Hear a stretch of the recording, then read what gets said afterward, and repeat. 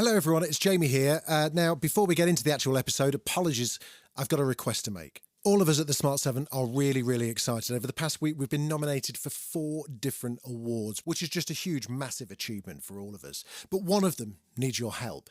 We've been nominated for a Signal Award. We are up against some absolutely terrifying competition. Would you do me a favour? Would you just go to thesmart7.com? That will redirect you to the voting page. It'll take literally 1 minute of your day and could make the world of difference to us here. Thanks very much. Well. Shopping for a car? Yep. Carvana made financing a car as smooth as can be. Oh, yeah? I got pre-qualified instantly and had real terms personalized just for me. Doesn't get much smoother than that. Well, I got to browse thousands of car options on Carvana, all within my budget. Doesn't get much smoother than that. It does. I actually wanted a car that seemed out of my range, but I was able to add a cosigner and found my dream car. It doesn't get much... Oh, it gets smoother. It's getting delivered tomorrow. Visit Carvana.com or download the app to get pre-qualified today.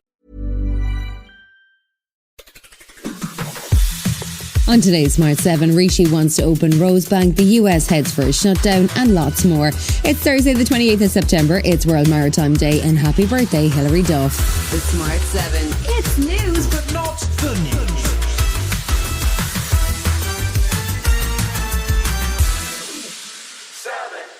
The oil and gas regulator gave permission on Wednesday for the development of the UK's biggest untapped oil reservoir, which is located off Shetland Island. The North Sea Transition Authority approved the Rosebank field, which will be jointly developed by Norwegian company Equinor and British-listed firm Ithaca Energy. It could deliver up to 500 million barrels of oil in its lifetime, but coming hot on the heels of Rishi's slow rolling of the government's net zero plan, it's caused a widespread anger.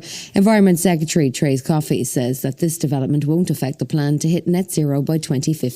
We're still on a journey of transition, and it's important that we still have sources of oil as we make our way towards net zero, and we are gradually reducing our reliance on fossil fuels. Labour Shadow Business Secretary Jonathan Reynolds says that the Labour Party doesn't support the development and that the country should be transitioning away from fossil fuels. However, with one eye on a Labour government, he wasn't committing to cancelling the development either. Real energy security will only come from moving to nuclear, to renewables. But we have said we understand this is a difficult position for investors. We will not revoke any licences that the government choose to grant, but we don't think this is good value for money. Writer and social activist Naomi Klein, who's in the UK to promote her new book Doppelganger, says it's a horrific decision. Do we remember summer? I'm here from Canada on book tour, and my country is still partially on fire, and it's just extraordinary. So this is a very big deal. It's the exact opposite direction. It's an act of environmental vandalism.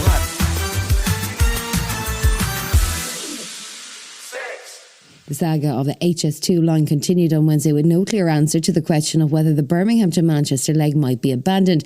PM Rishi Sunak is understood to have become concerned by escalating costs, with the Times reporting he described HS2 bosses as kids with a golden credit card. Now, 5 Labour Metro mayors have met in Leeds to make their feelings clear that the northern leg of the high-speed line needs to be built. Mayor of London, Sadiq Khan, says high-quality transport is necessary for levelling up. It's incredibly important for the West Midlands, the East Midlands and the North. You simply will not get levelling up without investment in high-quality transport infrastructure. Labour also sent an open letter to Rishi pointing out that he's been responsible for the costs of HS2 for the last 4 years. But Secretary of State for Culture and Media Lucy Fraser says the government is just doing its job. It's the responsibility of the government to keep all projects under consideration. That's what the Chancellor is doing. He is looking at a whole range of projects to make sure that they're value for money.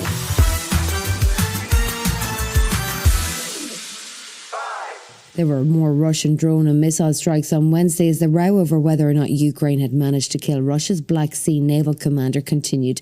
Russia released more videos of Viktor Sokolov in an attempt to prove he's still alive and kicking, even as Kremlin spokesperson Dmitry Peskov has been accusing the US and UK of being involved in the strike on the Crimea naval HQ. Meanwhile, new Ukrainian Defence Minister Rustem Umerov made an appearance on CNN with a familiar plea. At this stage, we need more weapons to make the game change. When HIMARS arrived, we made a progress. When tanks came, we made a progress. And soon, hopefully, the jets will come and we will make progress. As winter draws in, there's been renewed suggestions that peace talks might be required as the war appears to have slowed. The former commander of NATO Allied Land Command, Lieutenant General Ben Hodge, says there should be no prospect of Ukraine conceding any land in return for Russia ceasing hostilities. Why doesn't UK go ahead and give up Wales or Manchester, for the sake of peace? Why do we think it's okay, like this was the 18th century, to say, come on, Ukraine, let them have Crimea for the sake of peace?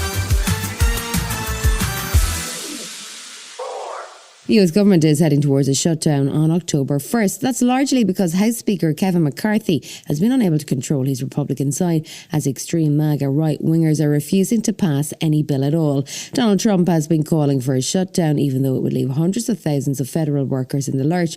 Republican Senate Minority Leader Mitch McConnell has criticised the looming shutdown. Congressman Ted Lieu, a Democrat from California, says it's really all down to McCarthy and his failure to deliver.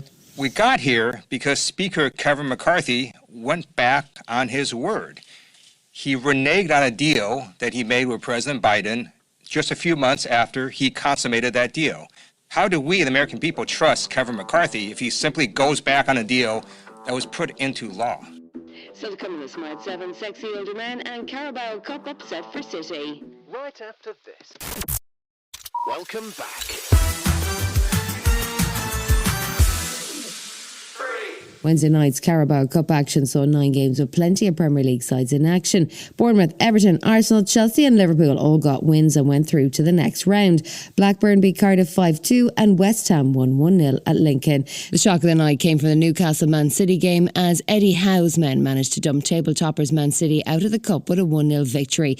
Pep wasn't happy at the final whistle, picking up a yellow card for dissent, but Eddie Howe was delighted with his team's commitment. The preparation for today was the same as any other game that we've played this season. Yes, we rotated the team, but we felt it was a necessity with the games we have coming up. But we still wanted to progress, we still wanted to win, and I think most importantly, from the people coming to the game, you'd have seen that in our players' performance tonight.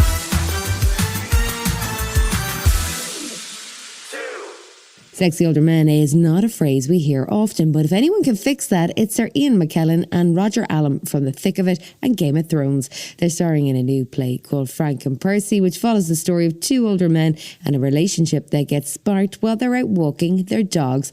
There really aren't too many middle-aged romantic comedies, and Roger says it's a nice change. It does give that kind of cause for optimism and hope, and that it's something that is romantic and sexy about older men that is far removed from, say, Love Island.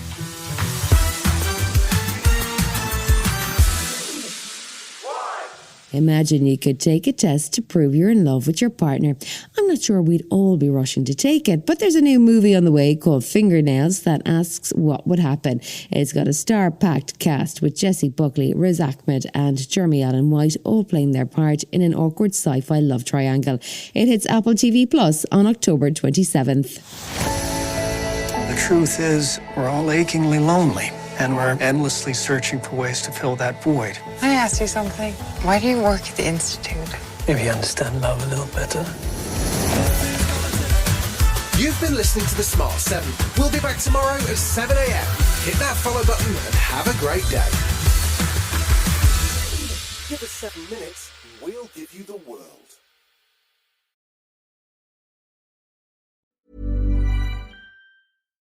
Ever wonder if medicine could heal your people and your bottom line?